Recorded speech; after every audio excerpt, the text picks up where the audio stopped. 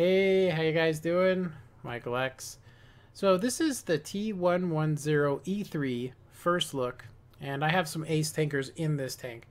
I wanted to go ahead and make a video on it because I recently just had two really good games in it, which do show its weaknesses and strengths, and a lot of it is just trial and error. But yeah, if you guys don't know what a first look is, we're going to look at the armor. We're going to look at the stats. I would compare it with other tank destroyers, but it just takes such a long time to do that. Maybe in the future they'll give us a comparison option, and then I could actually just do that right from the garage. But yeah, so we might as well start with speed and of course armament, which are very important for for any tank, especially if it does not have a turret. So 875 horsepower the E3 has. It has a 11.71 horsepower per ton ratio. It can do 24 forward, 8 kilometers in reverse, 20% chance of engine fire. You are definitely going to need an automatic fire extinguisher. And of course, the gun, 19 seconds. You're going to need a gun rammer for this. 2.5 aim time, 36 accuracy, 16 elevation, 8 gun depression.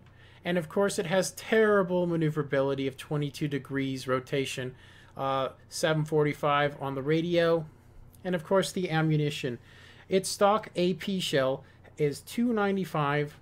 Its APCR is 375 for an alpha of 850. And of course, 90 penetration for 1100 possible on the HE shells, which is pretty good. So you guys can see the ammo rack's actually located in a very bad area, but it's not as bad as like an IS-7 or a T10 or even an E5, but it's very similar. Yeah, very similar.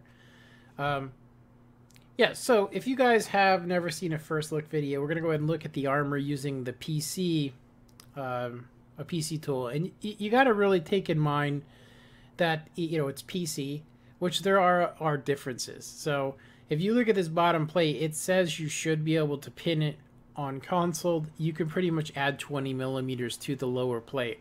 So although it says 260 and you can see it that there's a spot that's like 209, 224, it's really more like 250. And I'm going to go ahead and say that standard shells sometimes pin that little area you guys seen and sometimes just bounces every shot. It's really, really weird the way RNG can be.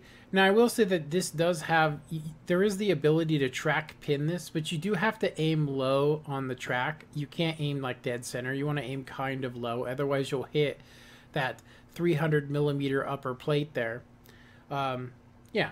So 8 gun depression does give this thing even better stuff because it makes it harder to shoot this hatch, which is really its only weak point at range with heat rounds. But I'm going to go ahead and tell you that if you guys watch how I play this here, you guys will see that just by simply moving back and forth and left and right, it makes it incredibly difficult to hit, especially if they have the same gun as you or something bigger, for sure.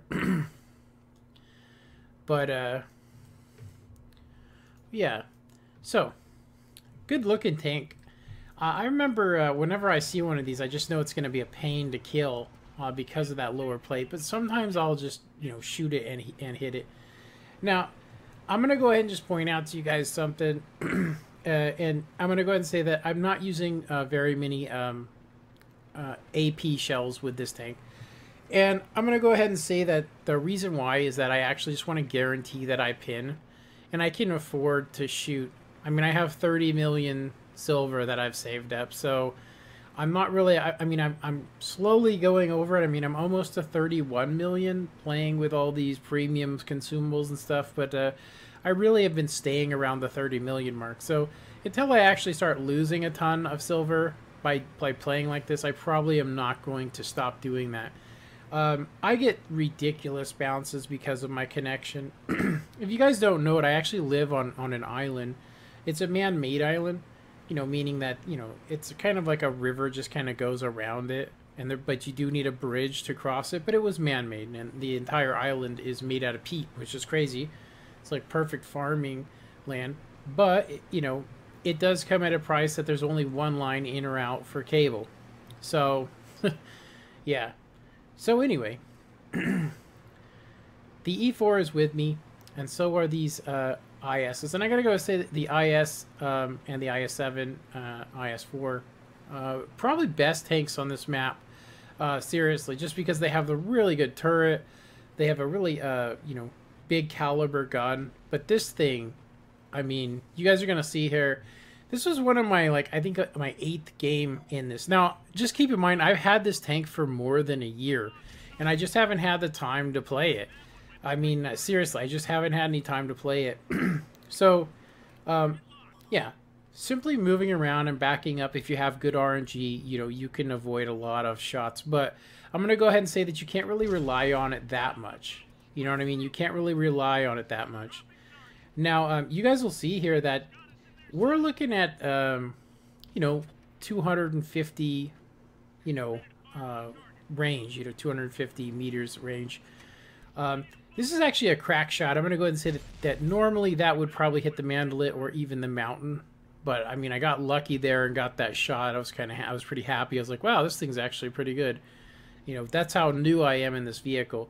I'm going to go ahead and say that it's not accurate enough to hit a hatch, but I'm going to go ahead and say it's definitely accurate enough to hit a bottom plate. And you guys are going to go ahead and see that I used to do this with the Yag Tiger, what you guys see me doing, and that is just wiggling. And I'm trying to get them to shoot for the hatch because that's where they go for it. And, you know, if you move a little bit and they just aim in the wrong location, then that's it. You know, they're done. It'll just bounce because it is rounded like a gun mandalit, which is kind of cool. So we have about the same amount of reload, and so I'm just trying to make sure I don't, you know, I'm going to see here, I'm going to go ahead and get another one right in there.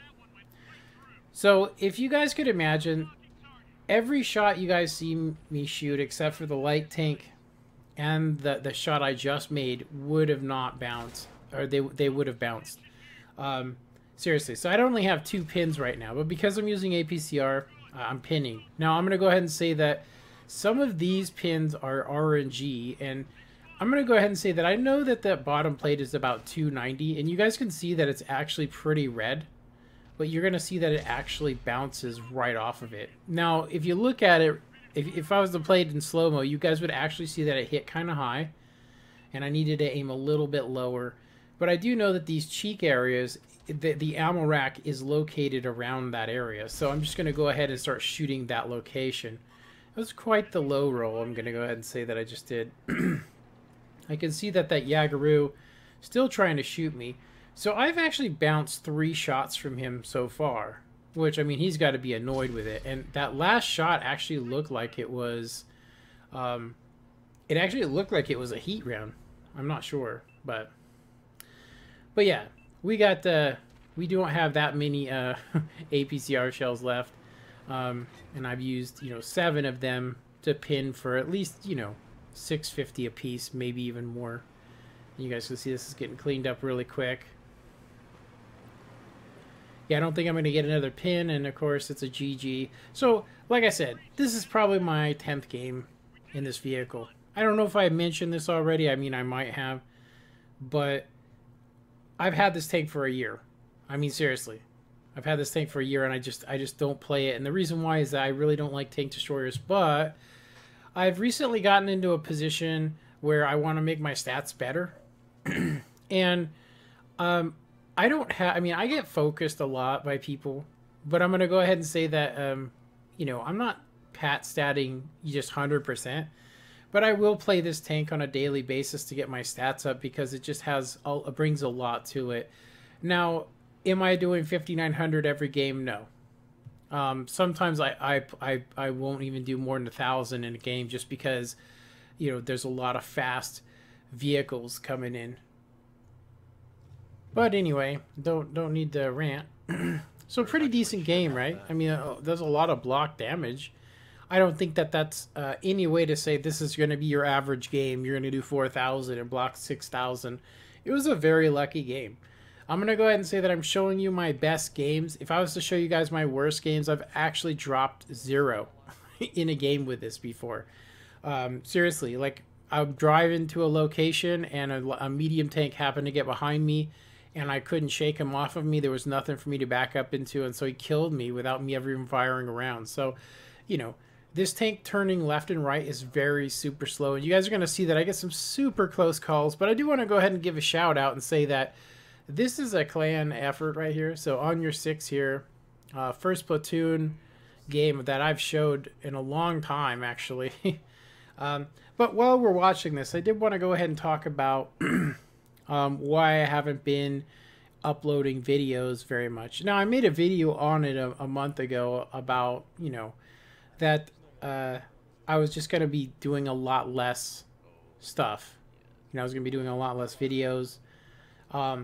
You know, and I mean, although I've been pretty active recently, I'm probably going to still keep to the one, you know, stream a week. And occasionally, if I think I have a really good games that I show you guys, I'm probably going to upload them. But I'm probably not going to make a habit of it unless it's like, you know, I'm really excited about a new premium tank that I purchased, or I had this really good game. I'm just going to keep it, you know, relatively good. There's no reason to be me doing daily uploads, you know. If I was getting like 1,000 views per day, then I could see, you know, justifying doing a video a day. But, you know, doing 500 or even 700 in a week's time, you know, that one video that I did actually lasts a lot longer than if I was to do daily videos that only get like 250. So I've kind of learned that a lot of people, you know, I don't know if it's because of schedules or something, but, you know.